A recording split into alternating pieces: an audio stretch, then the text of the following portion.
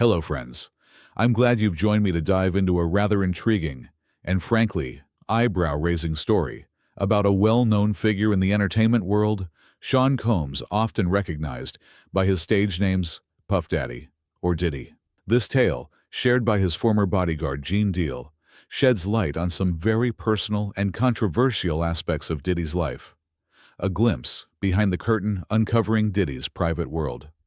What we mean, Diddy's former associate, John Deal, a former bodyguard for the bad boy, alleges that Diddy, then known as Puff Daddy, engaged in sexual activity with Karen Superhead Steppen, while Jennifer Lopez, his former wife, was still living in the same home. Now many are questioning if Lopez knew the whole scope of her ex-husband's infidelity in light of these allegations. But how about we get to that in just a bit, according to Deal. The singer-actress threw a dinner party after the former well-known couple watched a Miami Hurricanes game. The allegations state that afterward, Steppen was invited to join them in a separate room by Diddy's friend Slam. And as expected, Stevens and Combs allegedly had a sexual encounter after Lopez walked upstairs. Then we came back, one of his, Slam had set it up, because Jennifer went upstairs and Puff say, "Yana, wash the door. Don't let nobody come through the door," and all right, and Slam set it up, and I wanted to say it was Korean, but I'm not sure. It was her, but it was supposed to be somebody that was either up to her level, or it was her. I'm not. Music, sure. And while Jennifer was upstairs, he was down there. Did she ever find out? She know now. And you said the female name was Ken. Superhead, okay, Karen. Saint, you gotta say the full name, man. I thought it was her. Yep, Slam set it up for right there.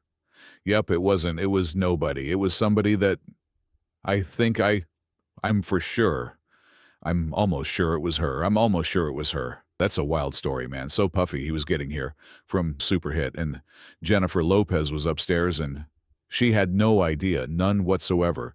Currently, Deal is adamant that Lopez was unaware of what was happening in her own home. Even if it is still unclear whether the woman in question was Karen Steffen going forward, Jean alleges that Diddy has been actively involved in organizing well-known homosexual parties, where the rich and famous in Hollywood are said to partake in more than just cocktails. Of course, Diddy seems to be more than just a guest at these events.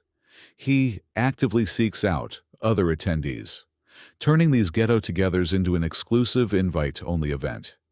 For those of us who've followed the music and entertainment scene over the years, Sean Combs, or Diddy, has been a larger-than-life personality. He's built an empire through Bad Boy Records fashion, and more, becoming a household name. But behind the glitz and glamour, there are stories that paint a very different picture, one of complex personal choices, questionable behavior, and at times deeply troubling allegations. Gene Deal, who once served as Diddy's bodyguard, has come forward with accounts that have stirred quite a bit of conversation. Let's walk through these claims with a thoughtful perspective, understanding that these are allegations and personal recollections, not proven facts. Guarding secrets in a presidential suite. Our story begins in a luxurious presidential suite at a hotel, a setting that sounds like something out of a movie. Gene Deal recounts a particular evening when he was tasked with standing guard outside a room where Diddy and a well-known artist were having a private meeting. The instructions were clear: no one was to enter, no exceptions. Gene, doing his job, diligently propped a chair by the door to ensure privacy. However, trouble brewed when the artist's cousin arrived, insistent on seeing his relative. Gene recognized the cousin and tried to explain that the room was off-limits per strict orders. But the cousin wasn't having it. He pushed to get inside, leading to a scuffle. Gene, in his effort to maintain control, had to physically restrain the cousin, even pinning him against a piano. What happened next was, to put it mildly, unexpected. Diddy and the artist emerged from the room in a state of undress, clearly caught off guard by the commotion. The artist, understandably concerned for his cousin, questioned Gene, who stood firm, explaining he was simply following orders to keep everyone out. Diddy, according to Gene, didn't seem too bothered by the interruption. But the artist hinted at something unusual happening inside, something Gene later described as unconventional behavior. This incident was just the tip of the iceberg, a small glimpse into a world Gene claims was filled with secrets and surprising conduct. Whispers of infidelity and hidden encounters. As we dig deeper, Gene shares another unsettling memory from a time when Diddy was married to Jennifer Lopez, a beloved singer and actress many of us admire. According to Gene, during a dinner party at their home, after enjoying a Miami Hurricanes game, Jennifer went upstairs, leaving Diddy downstairs with guests. Gene alleges that a close associate of Diddy's, known as Slam, orchestrated a private encounter for Diddy with a woman named Karen Steffens, often referred to as Superhead in entertainment circles. While Gene isn't entirely certain it was her, he believes it was someone of similar notoriety. He was again instructed to guard the door, ensuring no one interrupted. Meanwhile, Jennifer remained upstairs completely unaware of what was allegedly happening below. This story raises questions about trust and fidelity in Diddy's personal life. Gene is adamant that Jennifer had no knowledge of these events at the time, though he suggests she may be aware now given how these stories have surfaced. For those of us who've been married or in long-term relationships, the thought of such deception in one's own home is disheartening. It's a reminder of how complex and sometimes painful personal lives can be, even for those in the spotlight. A peek into unconventional gatherings. Moving beyond personal relationships, Gene's accounts take a turn toward even more private and controversial territory.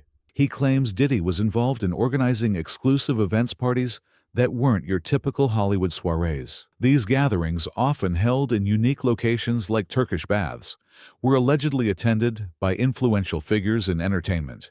According to Gene, these weren't just social events but rather settings for intimate encounters among attendees, often of a same-sex nature. Diddy, Gene suggests, wasn't merely a participant, but an active organizer, curating guest lists and ensuring discretion. Gene recalls waiting outside such venues sometimes multiple times a week, while Diddy and others engaged in these private meetings. He paints a picture of a hidden network where powerful individuals could indulge in their desires away from public scrutiny. One specific memory involves accompanying Diddy to an exotic bookstore in Atlanta, where Diddy reportedly purchased items labeled as plugs, a term Gene found curious. When he questioned Diddy, he was told to mind his own business, though the interaction left Gene with lingering questions about Diddy's personal interests. These stories, while shocking to some, are shared by Gene with a sense of resignation. He emphasizes that everyone has their own choices, but he felt compelled to speak out about what he witnessed. For us as listeners, it's a chance to reflect on how wealth and fame can create spaces where boundaries are pushed sometimes in ways that challenge societal norms or personal values. Heartbreaking allegations involving Cassie Ventura. Perhaps the most troubling part of Gene's recounting involves Cassie Ventura, a young singer who was in a long-term relationship with Diddy, starting when she was just 19 years old. Cassie filed a lawsuit last year accusing Diddy of years of abuse, including sexual assault and coercion. Gene supports her claims, stating that he witnessed behaviors that align with her allegations. He describes Cassie as a victim who was drawn into Diddy's world at a vulnerable age, captivated by the lifestyle, private jets, fame, and glamour, while possibly lacking the family support to protect her. According to Cassie's lawsuit, Diddy allegedly forced her into intimate situations with others, while he watched, recorded these encounters, and used his influence to silence her. She claims he threatened her music career if she spoke out, and even physically harmed her on multiple occasions. Gene adds that the public version of the lawsuit may have been edited, leaving out even more disturbing details to protect certain reputations. He hints that Cassie may have been exposed to things she wasn't meant to fully understand or identify, adding layers of manipulation to her ordeal. For many of us who've seen young people navigate the challenges of fame, Cassie's story is a heartbreaking reminder of how power imbalances can lead to exploitation. Gene expresses compassion for her, urging others to do the same, and questions how her family could have missed the signs of her distress. It's a call for us to be more vigilant and supportive of those who might be struggling silently. Shadows over young talents and industry secrets. Gene doesn't stop with Cassie. He also alleges that Diddy influenced younger artists like Justin Bieber, Usher, and Mace during their early careers, exposing them to inappropriate environments and behaviors. Usher himself has spoken publicly about unsettling experiences from his youth under Diddy's mentorship, mentioning exposure to drugs and wild parties that left him uneasy. Gene suggests that these artists have since tried to distance themselves from Diddy, likely due to these past experiences. Beyond individual stories, Gene touches on darker rumors within the industry. Figures like 50 Cent, Jaguar Wright, and Cat Williams have implied that Diddy's influence may be linked to tragic outcomes for some young musicians who crossed paths with him. 50 Cent, for instance, shared an uncomfortable encounter where Diddy suggested they go shopping together, which 50 interpreted as an attempt to buy his favor. Cat Williams has also hinted at attempts by Diddy to compromise his integrity, which he resisted. These accounts paint a picture of an industry where power can sometimes come with hidden costs, and speaking out carries significant risk. Reflections on a complex legacy. As we wrap up this summary, it's important to step back and reflect on what we've heard. Gene Deal's accounts offer a glimpse into a side of Sean Combs that many of us never see on magazine covers or award shows. From private hotel room incidents to allegations of infidelity, unconventional parties, and serious accusations of abuse, these stories challenge the public image of a successful mogul. They remind us that behind every celebrity persona, there's a human being with flaws, choices, and sometimes actions that cause harm. For those of us over 50, we've lived long enough to know that life isn't black and white. We've seen scandals come and go, and we understand that truth can be murky, especially when it comes from personal testimonies rather than legal verdicts. Gene's perspective is just that, a perspective. While it's compelling and detailed, it's not the full story, and Diddy has not been convicted of many of these claims. Yet these accounts, especially those involving Cassie, urge us to listen to victims and consider the impact of power dynamics in relationships. This tale also prompts us to think about the entertainment world we've supported over the years. How often have we turned a blind eye to rumors because we love an artist's music or charisma? How can we better advocate for young talents who might be vulnerable to exploitation? These are heavy questions, but they're worth pondering as we navigate our own values and the culture around us. Peeling back more layers, the bigger picture of Diddy's world. As we've discussed, Gene Deal's revelations about Sean Combs paint a picture of a man whose public persona as a music mogul and cultural icon contrasts sharply with the private behaviors and choices described.